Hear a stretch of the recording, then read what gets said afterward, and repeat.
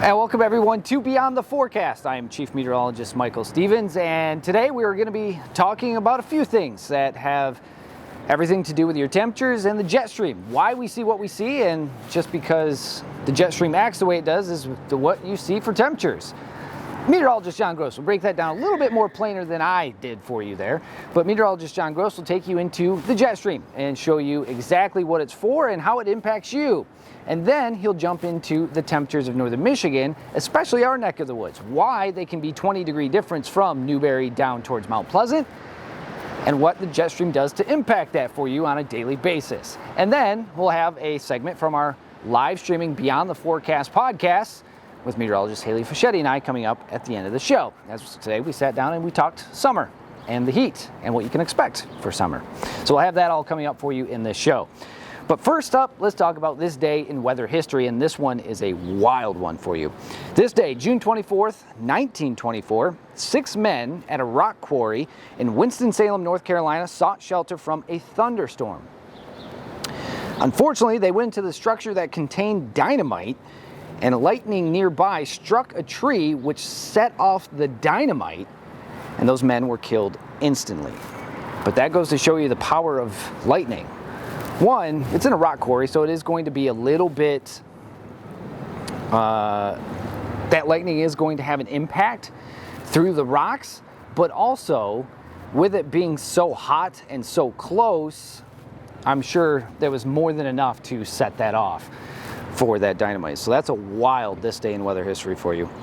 Yesterday, trivia time, we wanted to know, what is the driest desert? Is it Atacama, Sahara, the Gobi, or an Arctic desert?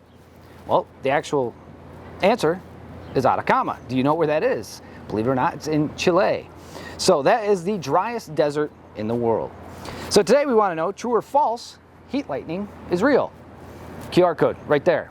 Hit it with your phone and it'll take you to where you can answer, and we'll have that answer for you coming up tomorrow on Beyond the Forecast. All right, we have a new segment for you today. I saw this and I was like, hey, actually we should implement that here on Beyond the Forecast. Weather word of the day.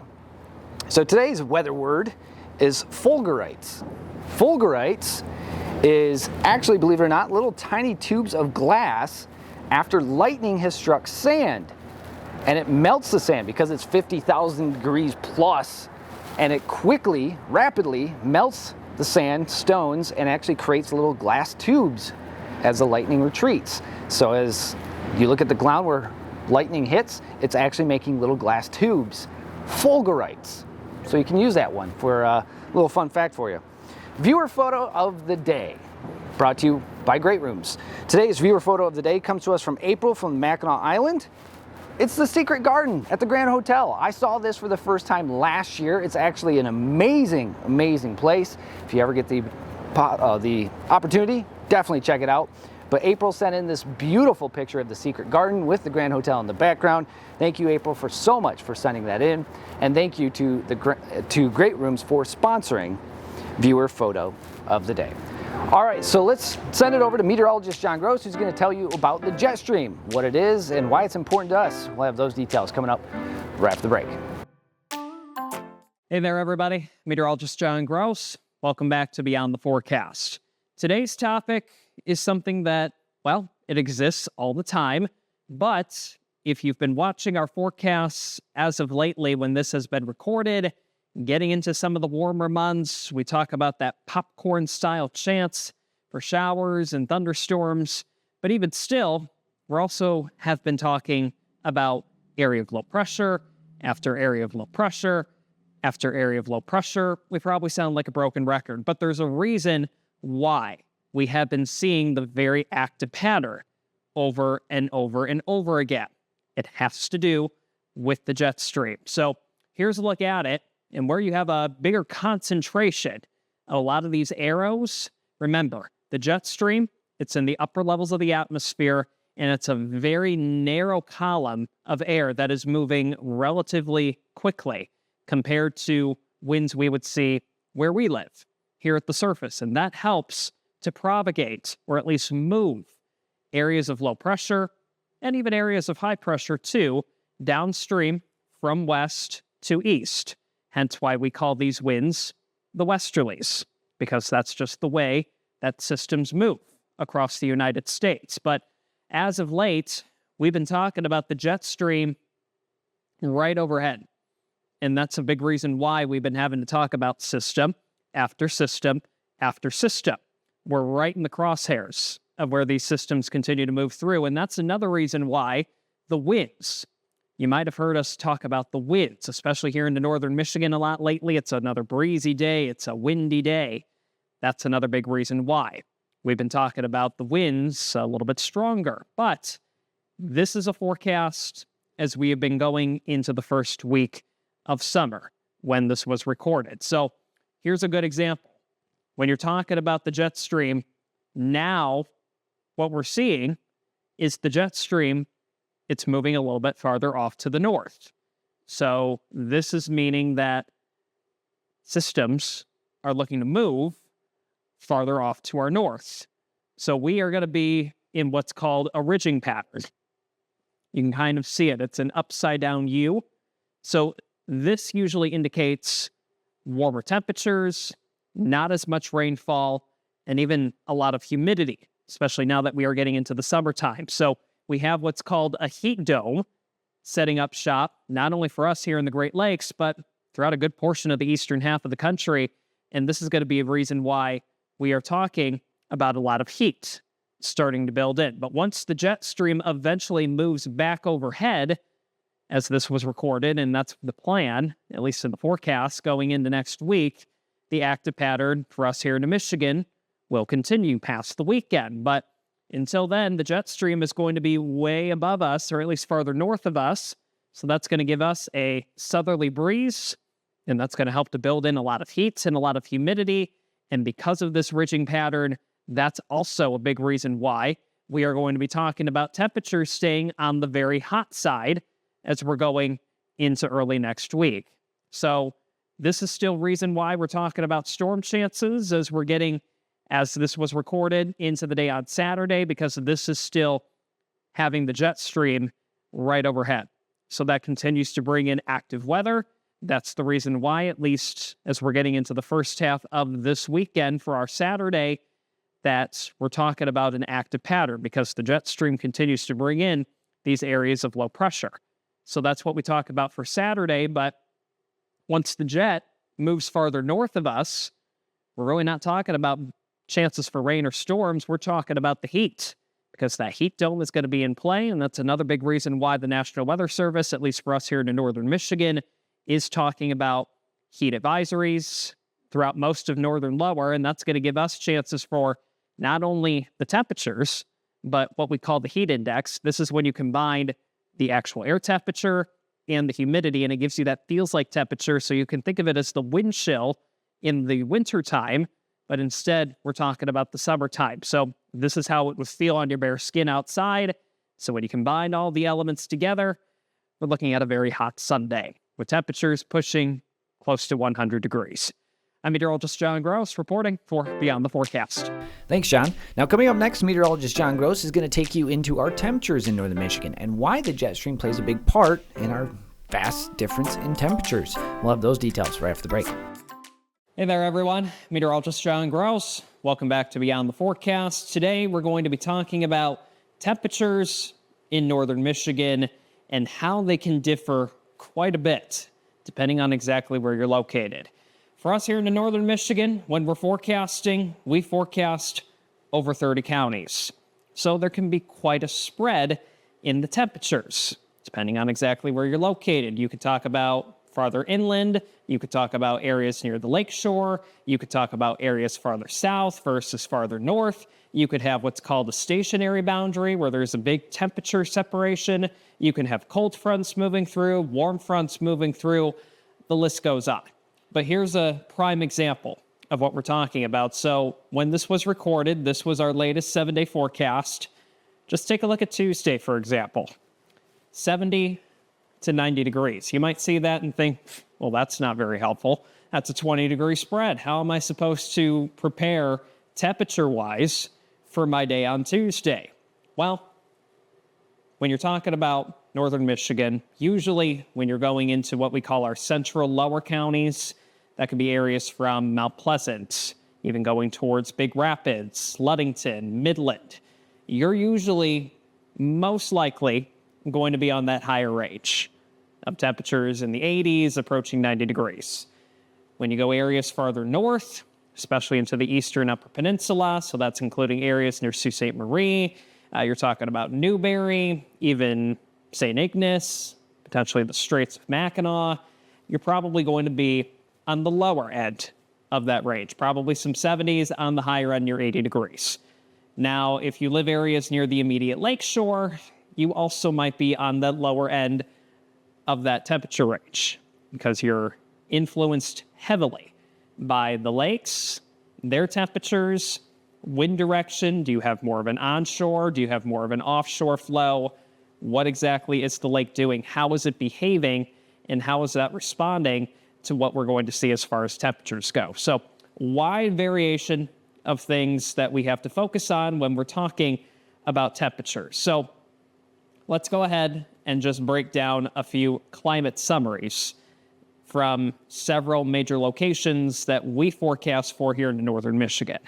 So we'll go ahead and start farther north, and we'll work our way a little bit farther off to the south. So this was pulled from June 17th, 2025, and all of these that we're going to show you from here on out are going to be from June 17th, 2025. These are public records. Anyone can go look them up on the National Weather Service, but just kind of reiterating the big temperature spread that you might see sometimes on our 7-day forecast. So what I want you to pay attention to is the number right here. We're talking about the maximum temperature for Sault Ste. Marie on that day. And we ended up reaching 76 degrees. So mid-70s, areas into the eastern UP, pretty typical. So as we go a little bit farther off to the south, now we're taking you into northern lower. Here's where we're talking about that big temperature spread. So remember, at least back on June 17th, you were talking about temperatures in the Sioux in the mid-70s. As we take a look at Traverse City, so now we're into western lower, temperature there officially reached 88 degrees. So now you're talking about almost a 12 to even near 13 degree spread in the temperatures between Sault Ste. Marie and Traverse City. Let's go ahead and look at another one. So those are two main locations that we do forecasts for here in northern Michigan. Let's take you a little bit farther inland. Areas near Roscommon County, another spot that collects climate summary data. Let's go ahead and talk about Houghton Lake. Here's a look at where the high temperature for Houghton Lake shook out. 87 degrees. So you're still 10 plus degrees warmer than where areas into the eastern UP did originally get to back on June 17th. So you can still just see the decent spread in the temperatures. And even as we take you into eastern lower, a little bit farther off to the east, closer to Lake Huron, this is a look at Alpena summary. Check out the temperature here, 91 degrees. So now you're talking almost a 20 degree separation in the temperatures between just a few counties. I mean, Alpena, not too far from the tip of the mitt. We even include you right near the tip of the mitt, and even going farther north of the Straits, going into the eastern Upper Peninsula, areas closer to the immediate lakeshore, and even still near the Sioux, only in the 70s. You compare that to areas where the terrain might come into play a little bit more. That's also a factor that we have to talk about when you're forecasting temperature. But all the way from the Sioux, 76, to Alpena, 91. So that spread that we showed you at the beginning of this video, in just one of our 7 days where we've got a temperature from 70 to 90, that's the big reason why. We talk about the temperature differentiation in our 7-day forecast. So just knowing that going forward, when you do watch just our regular programming, our broadcasts, whatever it might be, that's the big reason why you see that big temperature separation on the 7-day forecast. I'm meteorologist John Gross reporting for Beyond the Forecast. Thanks again, John. Now, coming up next, we're going to take you into our live streaming podcast with meteorologist Haley Fischetti and myself, and we talked about summer. We'll have that segment coming up right after the break. And welcome everyone back to Beyond the Forecast. I am Chief Meteorologist Michael Stevens. Now it's been off for a few weeks because we were moving and we had schedule conflicts, but Beyond the Forecast live streaming podcast is back. Today, meteorologist Haley Fischetti and I sat down and we talked about summer and also what you can expect for the rest of summer this morning with you on our 910 News Facebook page, as well as on the Beyond the Forecast Facebook page and the 910 News YouTube channel. Every Tuesday at 10 a.m. we'll be live where you can discuss with us in live format about a certain topic. And today we were talking about summer. Check it out. When we saw those thunderstorms over in North Dakota and everything, the reason why was because we were all under the same Jet streak, situation where a lot of the times you don't see such a strong force move from there to us. We always talk about how like the lakes kind of break apart us from Wisconsin, even more so when it comes to all the way out west to us here in Michigan. There was an extremely strong westerlies, so I'm not going to try to lose you in all this, but there was a big trough that basically went from west to east. Right. And it was extremely strong westerlies in the atmosphere, so those storms popped along that boundary in North Dakota and then just rode those westerlies into northern Minnesota, northern Wisconsin, the UP, and then we were kind of the exit site.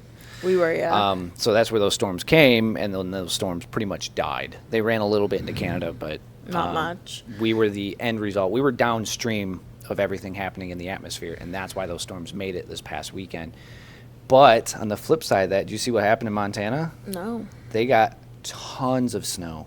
Really? Yes, June 22nd, and they got 5 inches of snow. So, guys, Tell it me could that's be not a Montana. June 22nd, they got 5 inches of snow. They had winter Wow. weather advisories. You Now, know, I granted, did it's in the actually. foothills of the Rockies, but still. Now that June you say 22nd. that, I did see that because I saw a picture of the National Weather Service alerts, Yeah. and I saw I don't think it was the record, but I think it was like one of the top most heat advisories they've ever put out for such a big location, because it was all the way from Minnesota to upstate New York had heat advisories in effect. So it was And then on the backside of it, it was and extreme then cold. and then I saw that the people being like, "Oh, but don't worry, there's still a winter warning in effect." And that's Cool. kind of the dynamics of these low pressure systems now. Is you had the extreme heat in front of it, 90s, triple digits, and then on the backside of it, people in North Dakota were going from 90s to 60s in a matter of hours. Right. That's kind of extreme. That is. Cold fronts Crazy. shouldn't be doing that. Warm fronts shouldn't be doing it as widespread. No, we only see those I want to say maybe a handful times a year for us. Not even that extreme, but a 70 to a 50. Yeah, pictures of a wedding that was covered in snow in Montana. Wow. I can't imagine. Can you imagine? No, imagine. It'll be late June. We'll have our wedding. Yeah, It'll we're gonna be have fine. our summer wedding, and then suddenly Snow. snow. My You mom's. know what? That would be a meteorologist. First worse. off, I do have to say happy birthday to my mother. Oh, It's her birthday. She is in Lake Tahoe. Oh, I got a random picture from her yesterday. She's like, "Look at this!" And there were people swimming in the water, and then in the background, snow and mountains. I was like, "Where are you?" She's like, "I'm in Lake Tahoe." I was like, "Oh," and it looked that. absolutely gorgeous. but just snow in the distance. Yeah, I was like, I right. don't know where you're at, but it's You're like, beautiful. "I'm confused." She's like, "I'm in Lake Tahoe." I was like, You've "Whoa." confused me. You've confused. Her friend took her to Lake Tahoe for her birthday. Fun. I was like, "You do you, Mom. Yeah. Have fun. Go, Mom. Gorgeous." Yeah, that's awesome. So I was like, I can't imagine swimming somewhere, but in the distance you just see snow caps. No, I think it would actually confuse me. my body would be I would so say I think my body would be confused. really confused. It's am I Swimming. cold or am I warmer at the moment? I don't Right. know. I have no idea what it would be doing. But I laughed so hard when I saw that. That is funny. I ran 4 miles. It's real humid still. Yes, it is. We were going to be out on the balcony doing this outside today. Good for you for running 4 miles in this heat. I couldn't do it. No. But the mugginess, my body is not a fan. No. And hence why it's back and forth in Traverse City. I Mm-hmm. left Cadillac. It was very sunny. I get to Traverse City and the clouds are here. There's Yeah. a little bit of a lake breeze in town that There is is, yeah. creating the cloud cover at times. People are running white. But as soon as outside the studio sun comes right out, now. oh my. It gets hot muggy. fast. Yeah. So I will be waiting that cold front with open arms. Yes. A little bit of summer, the reason we see heat, the reason why it's not going to last forever, but also what you can expect for the rest of this summer. So thank you so much for joining us on Beyond the Forecast for today. I'm Chief Meteorologist Michael Stevens for Meteorologist John Gross and Meteorologist Haley Fischetti. We appreciate you being here. Join us tomorrow, 4:30, same place, and we'll have more fun with science and weather for you. Be good, stay safe, take care. We'll see you all tomorrow, everybody.